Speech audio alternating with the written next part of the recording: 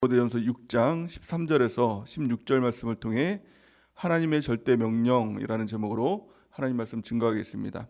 진리 안에 거하라. 디모데 전후서 강의 20번째 시간입니다. 오늘 말씀을 보면 사도 바울이 이렇게 이야기를 하죠. 우리에게 창조주 하나님과 예수님을 증인으로 삼아서 엄하게 명령한다. 이렇게 이야기를 합니다. 이 명령이 바로 절대 명령이죠. 해도 되고 안 해도 되는 그런 명령이 아니라 절대 명령에 대해서 이야기를 하고 있습니다. 그 명령이 어떤 명령일까요? 13절, 14절 말씀 우리 다시 한번 읽어보겠습니다. 시작. 만물을 살게 하신 하나님 앞과 본디오 빌라도를 향하여 선한 증언을 하신 그리스도 예수 앞에서 내가 너를 명하노니 우리 주 예수 그리스도께서 나타나실 때까지 흠도 없고 책망받을 것이 없이 이 명령을 지키라. 아멘. 우리 주님의 명령은 이 한 가지죠. 핵심적인 이 동사가 이 명령을 지키라 이겁니다. 하나님의 말씀을 듣는 것, 또 하나님의 말씀을 통해서 우리를 새롭게 하시고 또 하나님의 뜻을 알려주십니다. 그래서 말씀을 듣는 것 중요합니다. 말씀을 읽는 것 굉장히 중요하죠. 이것보다 더 중요한 일은 사실 없는 것 같습니다. 하나님의 뜻대로 살기 위해서 하나님의 뜻을 알아야 되지 않습니까? 근데 문제는 뭐냐면 하나님의 말씀을 읽고 또 말씀을 듣는 것 이것이 다라고 생각을 하는 사람들이 있다는 겁니다. 하나님 말씀을 들으면 됐지, 말씀을 읽으면 이게 나를 새롭게 한다고 생각하는 것입니다. 그러나 그렇지 않다는 것이죠. 하나님의 절대 명령은 이 말씀을 지키라라는 것입니다. 왜 이 말씀을 지켜야 됩니까? 오늘 본 말씀 보니까 흠도 없고 책망받을 것이 없이라는 것입니다. 하나님의 말씀을 따라갈 때, 말씀을 읽고 듣고 그 말씀을 지켜 행할 때 하나님께서는 우리를 흠도 없게 만들어 주시고 책망받을 것이 없는 온전한 사람으로, 완전한 사람으로 우리를 만들어 주시겠다라는 것입니다. 우리 삶의 이유와 목적은 분명합니다. 영원한 천국이죠. 누가 천국에 갈까요? 거룩한 사람이 갑니다. 예수 그리스도의 장성 분량까지 자라나서 온전한 사람이 천국에 가게 된다는 것입니다.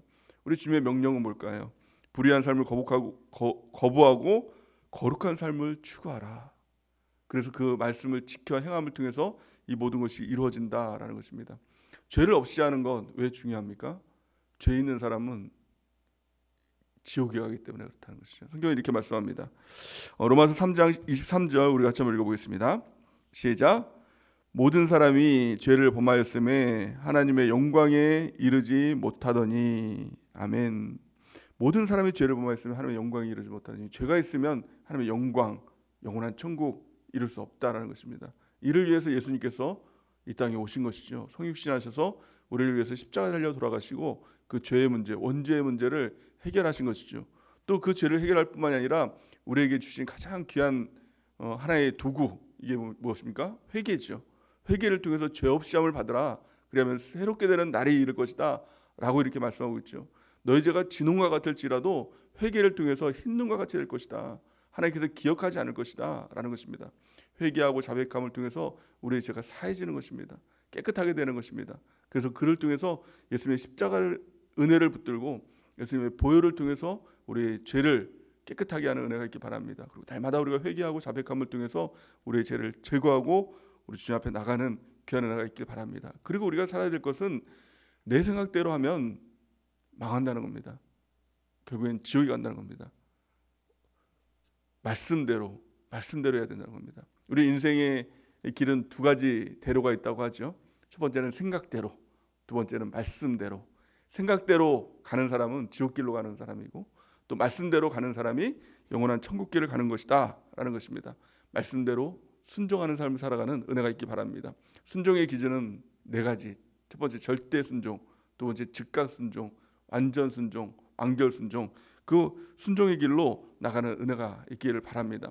반드시 심판날이 있음을 우리는 기억해야 될 줄 믿습니다. 성경은 이렇게 말씀하죠. 오늘 본 말씀 15절 말씀 같이 한번 읽어보겠습니다. 시작. 기약이 이르면 하나님이 그의 나타나심을 보이리니 하나님은 복되시고 유일하신 주권자이시며 만왕의 왕이시며 만주의 주이시오. 아멘. 그 날이 있다는 겁니다. 마지막 날이 있다는 것입니다. 하나님이 나타나실 날이 있다는 겁니다. 하나님은 창조주가 되시고 또 통치자가 되시고 심판주가 되신다는 겁니다. 그날이 있음을 우리가 꼭 기억하면서, 우리가 심판날이 있음을 기억하면서 그 주님을 두려워하며 경외하며 살아가는 은혜가 있길 바랍니다. 하나님은 복되신 하나님이다. 하나님께 나가면 하나님의 복이 우리 가운데 임하게 되는 것이죠. 또한 유일하신 주권자이시다. 우리의 주인, 이 땅을 통치하시는 분, 유일하신 분이시다라는 것입니다. 내가 통치자가 되면 안 되겠죠. 내가 주인 되면 안 되겠죠. 또 돈이 주인 되면 안 되겠죠.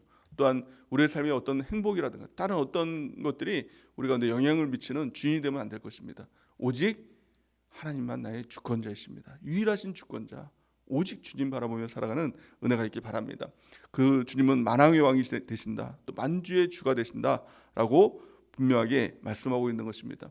그 하나님 앞에 우리가 설 때, 그 하나님의 실제가 될 때 경외하는 삶을 살아가게 되는 것이죠. 그래서 다윗은 내가 여호와를 항상 내 앞에 모시며 그가 내 오른쪽에 계심으로 내가 흔들리지 아니하리로다. 그 주님께서 나의 실제가 되신다라고 말씀하고 있는 것입니다. 또한 시편 23편에 보면 여호와는 나의 목자이시니 내가 부족함이 없으리로다. 우리 주님께서 우리 가운데 함께 하실 때 부족함이 없는 삶, 복된 삶을 살아갈 수 있다라는 것입니다. 무엇보다도 하나님께서는 우리를 마지막 날 심판하시고 또 복을 주시고 또 천국과 지옥으로 나뉘는 그 삶이 있다는 것을 우리가 꼭 기억하는 것입니다. 요한복음 5장 29절 우리가 한번 읽어보겠습니다. 시작. 선한 일을 행하는 자는 생명의 부활로, 악한 일을 행하는 자는 심판의 부활로 나오리라. 아멘. 하나님께서 분명한 잣대를 가지고 우리를 심판하실 것입니다. 그래서 선한 일을 행한 자는 생명의 부활로 다시 살아나서 영원한 천국으로, 또 악한 일을 행하는 자는 심판의 부활로 영원한 지옥으로 가게 된다라고 이렇게 말씀하고 있는 것입니다. 그 기준이 뭘까요? 선한 일의 기준이 무엇이고 악한 일의 기준이 뭘까요? 그 기준은 내가 생각할 때 이건 착한 일, 이건 선한 일, 내 기준이 아닙니다.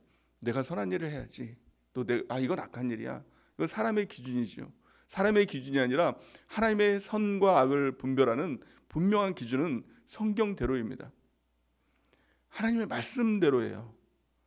우리가 창세기를 통해서 선악과라는 것을 알고 있죠. 그 선악의 기준이 뭐예요? 하나님의 말씀이죠. 그 선악과라는 것은 그냥 사과와 똑같은 실과입니다. 거기 하나님의 말씀이 임했죠. 그 말씀이 뭡니까? 먹지 마라는 하나님의 말씀이 임했습니다. 하나님의 말씀이 임하고 났더니 선과 악이 분명해졌죠. 먹는 것은 악이 되는 것이고 그것을 안 먹는 게 선이 되는 것입니다. 하나님의 말씀을 따르는 것이죠. 하나님의 말씀이 있느냐 없느냐, 이것이 중요한 것입니다. 사람은 내가 판단하기에 이게 먹음직도 하고 보암직도 하고, 그러니까 선과 악이 바뀐 겁니다.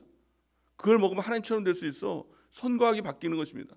사람의 기준에서 먹으면 맛있고 먹으면 하나님처럼 될 수 있고, 그러니까 선이 뭐예요? 내 생각이 된 거죠. 그러니까 생각대로 간 겁니다. 먹으면 하나님처럼 될 수 있어.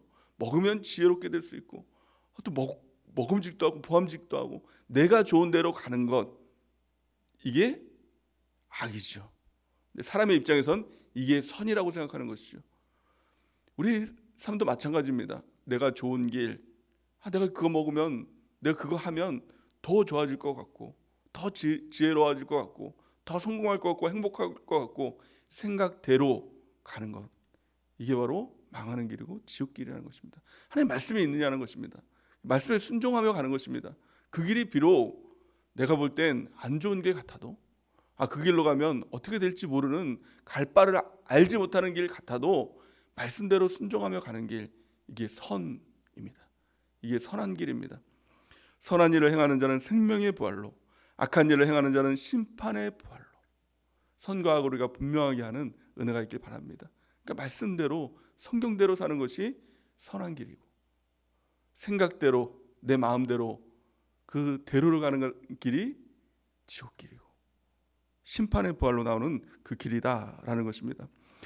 예수님 분명히 말씀하십니다. 요한복음 12장 48절 우리가 한번 읽어보겠습니다. 시작. 나를 저버리고 내 말을 받지 아니하는 자를 심판할 이가 있으니 곧 내가 한 그 말이 마지막 날에 그를 심판하리라. 아멘. 하나님의 심판의 기준 분명하죠. 말씀대로. 하나님의 말씀이 심판한다는 겁니다. 성경이 심판한다는 겁니다. 우리의 삶은 성경대로의 삶, 그리고 내 생각대로의 삶을 버리고 이게 성경대로인가? 하나님의 말씀대로인가? 그 말씀대로의 순종의 길을 걸어가는 우리 모두가 되는 은혜가 있길 바랍니다. 이것이 바로 우리 주님께서 오늘 주시는 절대 명령입니다. 말씀대로 가야, 성경대로 가야, 순종의 길을 가야 그 길이 천국 길이다라는 겁니다. 생각대로, 마음대로, 하고 싶은 대로, 자기 소견에 옳은 대로 이 길로 가는 길이 곧 지옥길이다. 그것이 사사기 말씀이잖아요. 소견대로 옳은 대로 하는 것, 결국에는 망하는 길이었죠. 우리가 정말 성경을 알고 성경을 읽고 하나님의 말씀을 듣고 말씀을 지켜 행하며 순종의 길을 가는 은혜가 있길 바랍니다. 그럴 때 하나님께서 우리를 온전하게 하시고 그리고 흠도 없고 책망받을 것이 없는 그 길로 우리를 인도해 주신다는 겁니다. 우리가 구원론에 대해서 착각하는 것이 있습니다. 하나님의 은혜는 우리가 죄가 있어도, 흠이 있어도, 연약해도 봐주시고 천국으로 가게 해주신다, 이렇게 믿는 사람이 있는 것이죠. 이게 은혜일까요? 절대 그렇지 않습니다. 실제로 그렇게 믿는 사람들이 있어요. 그러니까 하나님의 칼빈의 그런 5대 교리 해가지고 하나님의 견인을 통해서 천국으로 인도한다. 죄가 있어도 하나님께서 마침내 천국으로 인도해 주신다, 이렇게 하죠. 근데 마침내는 맞아요. 근데 하나님의 방법은 이런 방법이 아니에요. 죄가 있어도 하나님 믿으면 천국 간다, 이건 잘못된 겁니다. 죄가 있어도 주님께 나오는 것은 맞습니다. 어떤 사람이 그런 얘기를 하더라고요. 담배 펴도 교회 나올 수 있나요? 나가도 되나요? 나와도 됩니다. 술 먹어도 교회 나와도 되나요? 나와도 됩니다. 근데 나와서 뭘 하느냐? 하나님의 은혜 가운데 들어가야 됩니다.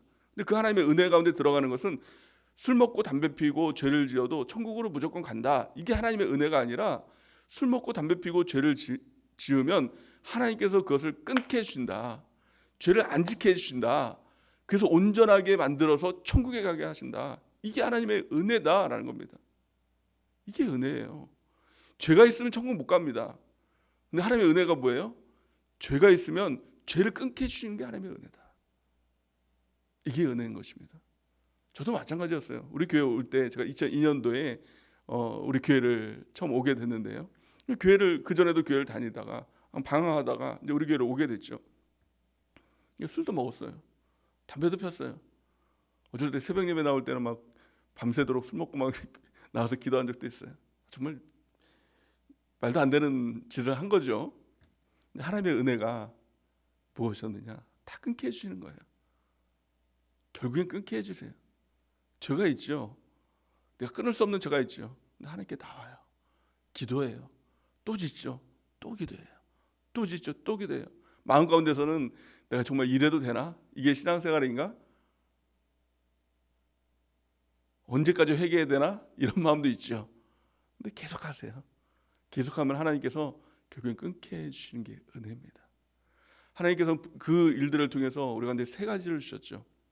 온전케 되는 일, 내 힘으로 안 됩니다. 죄 끊는 것 절대 내 힘으로 안 됩니다. 그러면 어떻게 해요? 죄가 있어도 그냥 천국 갈 수 있게 하는 게 하나님의 은혜 아닙니까? 이렇게 얘기를 하죠. 그렇지 않습니다. 결국엔 주님께서 하십니다. 하나님께서 하십니다. 그러게요. 내가 할 수 없는 것 주님께 맡겨야 되겠습니다. 주님밖에 없습니다. 이 고백을 가지고 하나님께 엎드리는 것입니다. 그럴 때 하나님께서 우리 가운데 주시는 세 가지 놀라운 은혜의 수단이 있습니다. 이걸 가지고 너의 죄를 끊어라. 이걸 가지고 온전케 되라. 이걸 가지고 하나님 말씀대로 순종하며 살아라 라고 주신 세 가지 하나님의 놀라운 은혜가 있는 것이, 은혜의 수단이 있는 것이죠. 가장 첫 번째, 성령 하나님. 두 번째, 성경. 세 번째, 교회. 이 세 가지가 있으면 주님 따라갈 수 있습니다. 내 자기를 부인하고 내 자아를 부인하고 죄를 끊어내고 주님을 따라갈 수 있다는 겁니다. 죽기까지 따라갈 수 있다는 겁니다. 가장 첫 번째는 성령님이죠. 우리를 도와주시는 분, 성령님입니다. 우리 성령님의 또 다른 이름을 성경은 보혜사라고 이렇게 이야기를 합니다. 요한복음 14장 26절 우리가 같이 한번 읽어보겠습니다. 시작. 보혜사 곧 하나님께서 내 이름으로 보내실 성령, 그가 너희에게 모든 것을 가르치고 내가 너희에게 말한 모든 것을 생각나게 하리라. 아멘. 하나님께서 우리 가운데 주신 명령이 있죠. 근데 하나님의 명령을 듣고 그것을 지켜 행할 때 하나님께서 우리를 온전하게 만들어 주시는데 근데 자꾸 까먹어요. 잊어버려요. 또 생각도 못해요. 근데 그것을 생각나게 하시고 그대로 할 수 있도록 도와주시는 그분이 누구냐? 그분이 아니라 보혜사 성령님입니다. 그분이 우리를 도와주신다라는 것입니다. 또한 성경은 이렇게 말씀합니다. 로마서 8장 26절 우리 같이 한번 읽어보겠습니다. 시작. 이와 같이 성령도 우리의 연약함을 도우시나니 우리는 마땅히 기도할 바를 알지 못하나 오직 성령이 말할 수 없는 탄식으로 우리를 위하여 친히 간구하시느니라. 아멘. 우리의 연약함이 있습니다. 죄성이 있습니다. 그래도 되는 게 아니라 우리 성령 하나님은 연약함을 도우셔서 연약함을 끊고 죄를 끊고 하나님의 온전함 가운데 거룩한 가운데 우리를 인도하신다는 겁니다. 이것이 이와 같이 우리의 연약함을 도우신다라는 것입니다. 이 도우신다라는 것을 원어로 보면 순, 안띠, 람바노마이 이렇게 표현을 합니다. 세 가지 단어가 합친 것이죠. 순이라는 것은 나의 곁에라는 뜻입니다. 성령 하나님은 나의 곁에 계시는 분입니다.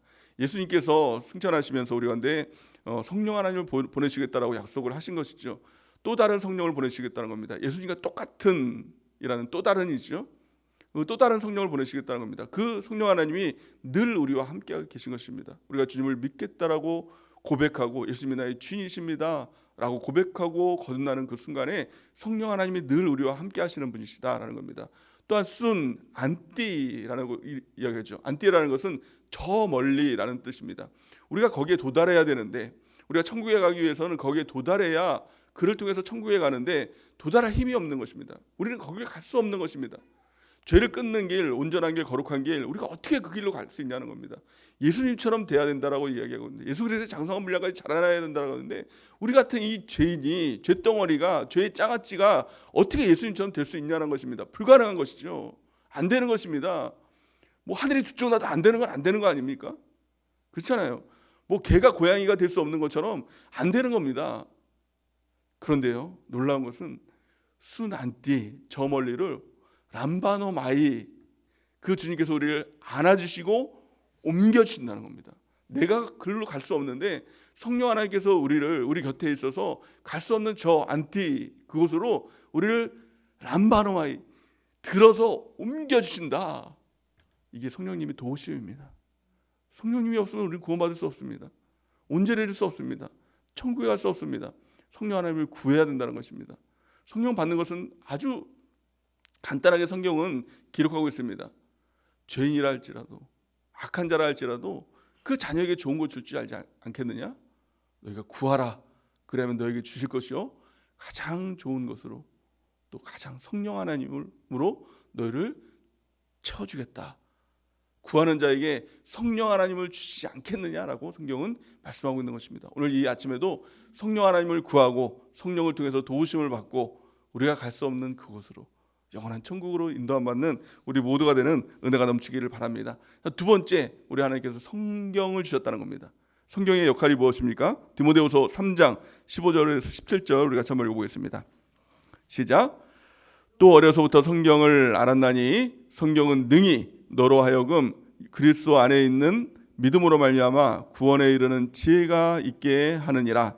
모든 성경은 하나님의 감동으로 된 것으로 교훈과 책망과 바르게 함과 의로 교육하기에 유익하니 이는 하나님의 사람으로 온전하게 하며 모든 선한 일을 행할 능력을 갖추게 하려 함이니라. 아멘. 이것이 성경의 능력입니다. 우리가 성경을 읽고 또 성경을 묵상하고 성경을 지켜 행하는 일에 힘을 다하는, 힘을 쏟는 은혜가 있길 바랍니다. 성경은 단지 지식이 아닙니다. 단지 그걸 통해서 하나님을 알았다, 무엇을 하는지 알았다, 이것으로 그치면 안 됩니다. 성경에는 놀라운 하나님의 숨결이 들어가 있는 것입니다. 16절 보니까 모든 성경은 하나님의 감동으로 된 것으로, 이 감동이라는 말과 똑같은 원어적인 표현이 창세기 말씀이죠. 그의 코에 숨을 불어넣으셨다, 생기를 불어넣으셨다. 이 생기가 뭐예요? 이게 바로 하나님의 감동, 이게 원어로 루아흐, 하나님의 숨결, 이게 들어오는 것입니다. 성경을 통해서 하나님의 감동이 우리 가운데 들어온다, 하나님의 숨결이 우리 가운데 들어온다, 하나님의 루아흐, 생기, 생기가 들어올 때 어떻게 됩니까? 아담과 하와가 생영이 되니라, 살아있는 영적 존재가 되니라. 이게 놀라운 은혜인 것입니다. 이전에는 어떻습니까? 아담과 하와는 흙덩어리였어요. 먼지 덩어리였어요. 아무것도 아닌 존재였습니다. 사실 우리는요, 아무것도 아닌 존재입니다. 이 몸, 이거 대단한 것 같은데 뭘로 만들었습니까? 흙덩어리를 만들었어요. 원어로 보면 먼지 덩어리를 만들었어요. 우리가 제일 싫어하는 이 미세먼지를, 이 덩어리가 이게 우리예요. 사실 그걸 너무 미워하지 마시고, 미세먼지 너무 싫어하지 마세요. 이게 다 내 자신이에요. 이런 존재가 바로 우리와 저와 여러분 같은 존재였다는 겁니다. 근데 거기에 하나님의 숨결이 들어갔다니, 생기가 들어왔다니 살아있는 영적인 존재, 진짜 살아있는 존재가 됐다는 겁니다. 이게 바로 성경입니다. 이게 하나님의 말씀입니다. 하나님의 말씀을 귀히 여기고 말씀을 읽고 묵상하는 우리 모두가 되는 은혜가 넘치길 바랍니다. 마지막 세 번째, 하나님께서 주신 것 교회입니다. 아무리 모든 게 다 있어도 혼자서는 안 됩니다. 전도서 4장 12절 말씀에 보면 한 사람이면 패하겠거니와 두 사람이면 맞서 쓰리니 세 겹질은 끊어지지 않는다. 한 사람이면 다집니다. 그 사람이 어떤 사람이든 이 마귀란 존재가 들러붙으면 다 망하게 됩니다. 한 사람이 패합니다. 그런데 두 사람이면 맞설 수 있어요. 이 두 사람이 뭐예요? 이 교회입니다. 이게 셀 공동체죠. 세 겹질은 끊어지지 않는다. 두 사람이 있으면 세 겹질이 돼요. 왜요? 성령 하나님이 그와 함께 하시니까. 교회는 예수 그리스도의 몸입니다. 성경이 이렇게 말씀합니다. 에베소서 1장 23절 우리 같이 한번 읽어보겠습니다. 시작. 교회는 그의 몸이니 만물 안에서 만물을 충만하게 하시는 이의 충만함이니라. 아멘. 교회는 예수님의 몸입니다. 마귀가 어떻게 이 예수님의 몸을 공격할 수 있어요? 한 사람이면 내 자신, 아주 연약한 이 흙덩어리밖에 안 되지만, 그래서 마귀가 공격하면 무너질 수밖에 없는 존재이지만, 두 사람이 되면, 교회가 되면 예수님의 몸이 된다는 겁니다. 등이 이길 수 있는 존재가 된다는 겁니다. 그리고 우리가 셀에 더 깊이 뿌리를 내리고, 교회에 깊이 뿌리를 내리고, 교회와 한 몸이 되는 우리 모두가 되는 은혜가 넘치기를 바랍니다. 성경은 이렇게 말씀합니다.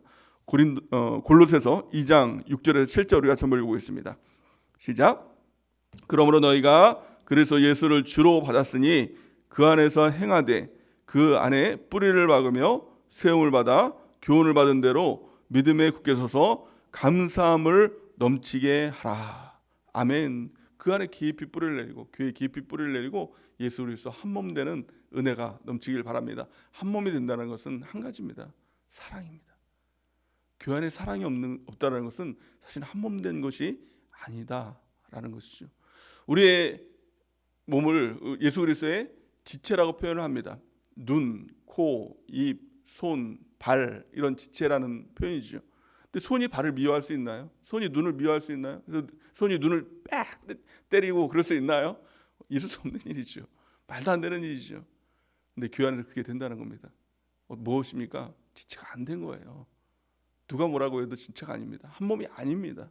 우리가 사랑을, 예수 그리스도의 사랑을 배우고 또 그 사랑을 실천해야 될 이유가 무엇입니까? 그게 한 몸됨입니다.